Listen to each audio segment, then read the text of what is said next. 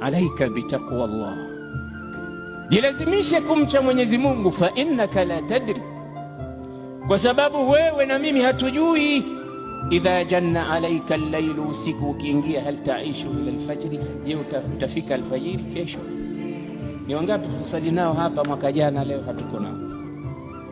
Walitamani kuiona Ramadhani, hawakufika.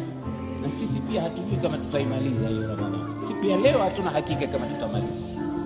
Lakini ukiwa mcha Mungu, kila kitu unakiona kiko sawa, kwa sababu litakalokuja lolote kwako unazo nyenzo za kuweza kulikabili, kwa sababu mcha Mungu kwake ana silaha nzito za kuweza kukabili uvivu wowote, uzito wowote, ujahili wowote, uzuri wowote, ubaya wowote, hali yoyote.